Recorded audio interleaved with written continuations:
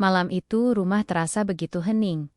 Seolah waktu enggan bergerak, jam dinding di ruang tengah berdetak pelan. Setiap suara jarumnya bagai mengetuk dada Rina yang sedang bersembunyi di balik pintu kamarnya. Di luar rumah lampu halaman masih menyala redup, memberi bayangan samar di dinding ruang tamu. Rina duduk di tepi ranjangnya. Lutut dipeluk erat. Matanya kosong menatap ke lantai. Ada sesuatu yang berputar di dalam benaknya. Sesuatu yang seharusnya sudah lama ia buang jauh-jauh, tapi malam itu datang kembali, mengusik tanpa permisi. Sejak ibunya menikah dengan Jatmiko, hidup Rina berubah. Tak ada yang berbeda di mata orang lain, semua tampak wajar. Seperti keluarga bahagia yang baru dibangun. Sang ibu terlihat cerah dan bahagia dengan pernikahannya. Dan Jatmiko selalu menunjukkan sikap yang penuh tanggung jawab sebagai kepala keluarga. Namun bagi Rina situasinya jauh dari sederhana. Ada rahasia kelam yang membelit hatinya. Rahasia yang membuatnya sulit bernafas setiap kali harus berhadapan dengan lelaki itu.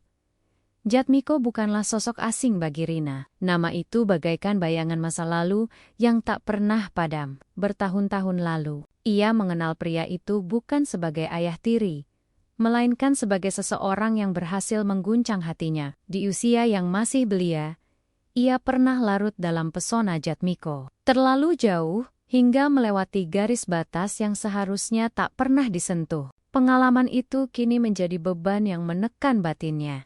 Dan yang paling menakutkan bagi Rina adalah kenyataan bahwa lelaki yang pernah menggoreskan luka sekaligus kenangan itu, kini resmi menjadi suami ibunya. Sejak hari pernikahan itu, setiap kali tatapan mata mereka bertemu, Rina merasakan sesuatu yang sulit dijelaskan. Ada desir halus yang berlari di nadinya, seperti racun yang menular, membuatnya gelisah, canggung, sekaligus takut. Ia seringkali memalingkan wajah, pura-pura sibuk dengan ponsel, atau meninggalkan ruangan lebih cepat dari seharusnya. Namun jauh di lubuk hatinya ia sadar, ia sedang berusaha lari dari sesuatu yang tak bisa dihindari. Tatapan Jatmiko yang seperti sengaja menembus benteng pertahanannya, seakan mengingatkan bahwa masa lalu itu belum mati sepenuhnya. Rina sudah berusaha keras menutup rapat semua kenangan. Ia mencoba menenangkan diri dengan doa, dengan belajar, dengan sibuk kuliah, bahkan dengan membuat jarak sejauh mungkin antara dirinya dan Jatmiko. Tapi benteng itu selalu retak. Sekecil apapun momen kebersamaan mereka, cukup sebuah senyum tipis darinya, cukup sebuah sapaan sederhana, cukup sebuah tatapan yang sedikit lebih lama dari biasanya. Dan semua kenangan itu kembali merayap, membangkitkan rasa bersalah, sekaligus sesuatu yang tak pernah benar-benar padam. Malam itu, di keheningan rumah yang hanya berisi mereka berdua, Rina kembali merasakan pertahanan dalam dirinya goyah.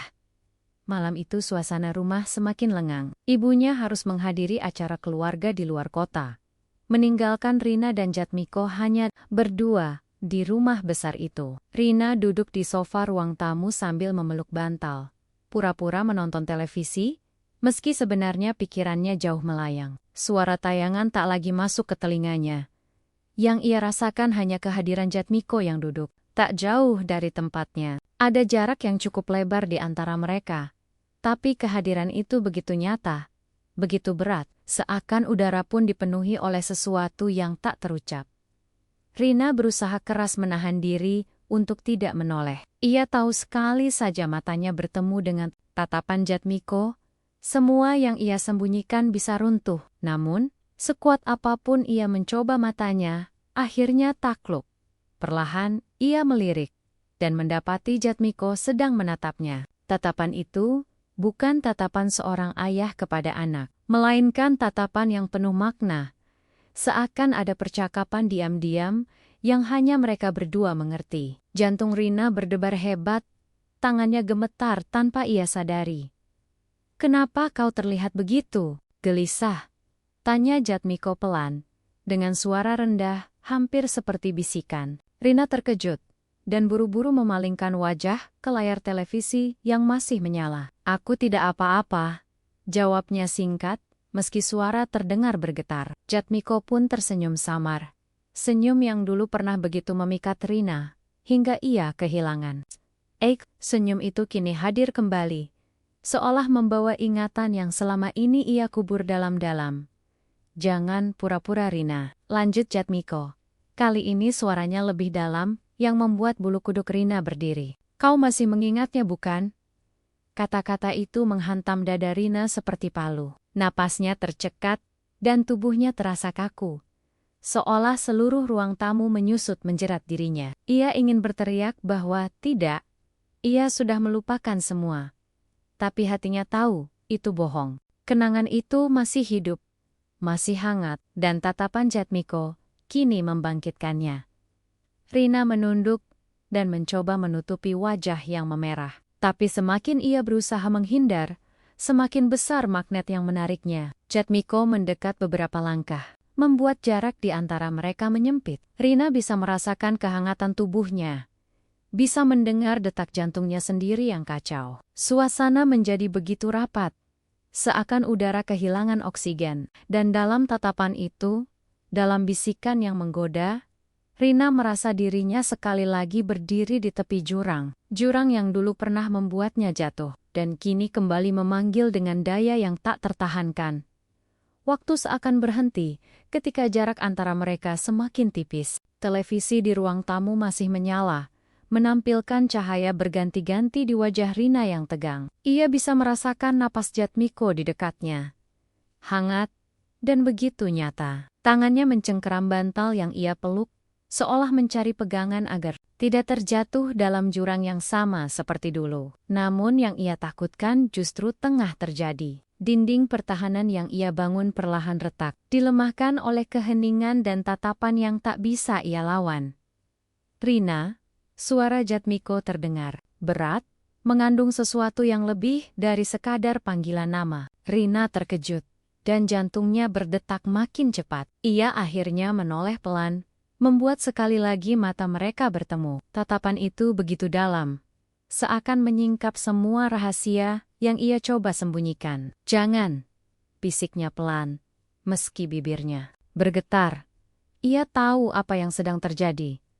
Ia tahu ini salah, tapi tubuh dan hatinya berkhianat, membiarkan rasa yang dulu pernah hidup kembali merambat pelan ke dalam dirinya.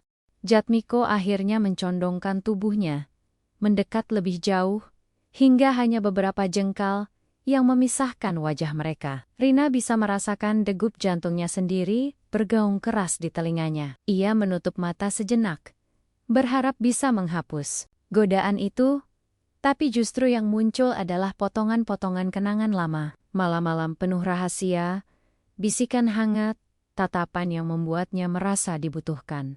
Kenangan itu kini hidup lagi, memanggil-manggil dengan suara yang tak bisa ia tolak. Rina membuka mata dan mendapati wajah Jatmiko semakin dekat. Nafasnya tercekat, bibirnya kering, tangannya gemetar di atas pangkuan. Kau tahu, ini tak boleh terjadi lagi, ucapnya dengan suara yang nyaris patah. Namun kata-kata itu terdengar lemah, tak sebanding dengan gejolak dalam hatinya yang justru mendambakan kedekatan itu. Jatmiko menatapnya lama. Sorot matanya penuh pergulatan, antara rasa, bersalah, dan hasrat yang tak pernah benar-benar padam. Dalam sekejap, suasana menjadi begitu rapat, seolah ada dinding tak kasat mata yang menahan mereka berdua di dalam sebuah ruang sempit tanpa jalan keluar. Mereka berada di titik yang berbahaya. Hanya selangkah lagi dari melintasi garis terlarang. Rina bisa merasakan ketegangan itu. Bisa merasakan betapa rapuhnya dirinya saat ini. Ia hampir saja menyerah. Hampir membiarkan jurang itu menelannya kembali. Namun, tepat ketika ia merasa dirinya akan jatuh, kesadarannya menjerit keras. Bayangan wajah ibunya muncul di pikirannya. Senyum hangat yang penuh cinta, tatapan percaya yang selama ini ia jaga. Rina tersentak dan seakan bangun dari mimpi yang ia memalingkan wajah dengan cepat, menahan air mata yang mulai menggenang. Tolong jangan terulang lagi, ucapnya dengan suara bergetar, setengah memohon, setengah berusaha menyelamatkan dirinya sendiri dari kehancuran. Rina, masih mencoba menahan diri. Matanya berair, hatinya berteriak agar menjauh namun Jatmiko tidak bergeming. Ia hanya menatap Rina dengan sorot mata yang membuat seluruh pertahanan Rina runtuh. Ada kesedihan sekaligus kerinduan di dalamnya. Seperti seseorang yang menahan perasaan terlalu lama. "Aku tahu, ini salah," bisik Jatmiko dengan suaranya yang parau. "Tapi aku tak bisa berpura-pura tidak merasakan apa-apa." Kata-kata itu menusuk dada Rina, membuatnya kehilangan pijakan. Tubuhnya tampak bergetar, dan dalam detik itu juga, ia tak lagi mampu membohongi hatinya sendiri. Ia menoleh, dan sekali lagi, tatapan mereka bertemu. Tidak ada lagi tembok yang menghalangi. Tidak ada lagi alasan yang bisa dijadikan tameng. Rina membiarkan matanya berbicara, membiarkan perasaan yang selama ini ia tekan keluar begitu saja. Hening yang panjang itu seakan menjadi jawaban, dan perlahan, keduanya larut dalam daya tarik yang tak tertahankan. Jatmiko semakin mendekat. Jarak yang tersisa menghilang, dan tanpa kata-kata mereka masuk ke dalam pusaran yang sama. Pusaran yang dulu pernah menelan mereka, kini kembali hidup dengan kekuatan yang lebih besar. Rina memejamkan mata ketika akhirnya ia pasrah pada kenyataan bahwa dirinya tak sanggup lagi untuk melawan. Ia merasakan sesuatu yang familiar, hangat, sekaligus menakutkan. Seolah seluruh ruang berputar hanya mengelilingi mereka berdua. Ada rasa bersalah yang menjerit di kepalanya. Tapi tubuhnya seakan tak mau mendengar. Ia membiarkan dirinya larut kembali. Membiarkan waktu menariknya ke masa lalu yang penuh rahasia. Setiap detik yang lewat terasa panjang. Setiap napas yang terhembus terasa berat. Namun di sanalah ia menemukan perasaan yang selama ini diam-diam ia rindukan. Di dalam ruang tamu yang remang, mereka kembali menyeberangi garis yang seharusnya dilupakan. Tidak ada yang berani bersuara. Tidak ada yang berani mengakui. Tapi perbuatan itu sudah cukup berbicara. Mereka terjebak dalam kehangatan yang menyakitkan. Hangat karena begitu nyata. Menyakitkan karena mereka tahu ini tak seharusnya terjadi. Rina merasakan dirinya tenggelam semakin dalam, semakin jauh. Dan meski pikirannya ingin berontak, hatinya justru menyerah. Malam itu, ia kembali menjadi bagian dari sebuah rahasia yang tak seorang pun boleh tahu. Saat semuanya mereda, Rina terduduk, lemas, dadanya masih naik turun, matanya sembab, dan rasa bersalah menindih begitu kuat. Ia tahu, ia telah melewati batas sekali lagi. Batas yang tak mungkin dimaafkan bila terbongkar. Jatmiko hanya menunduk. Wajahnya penuh penyesalan. Namun juga kelegaan yang tak bisa ia sembunyikan. Tak ada kata-kata yang bisa mereka ucapkan. Hanya keheningan yang dipenuhi bayangan dosa. Dan di dalam hati mereka masing-masing, sebuah janji pahit pun tumbuh. Bahwa ini adalah yang terakhir kalinya. Demi ibunya, demi keluarga. Demi menutup rapat-rapat rahasia yang baru saja terulang kembali.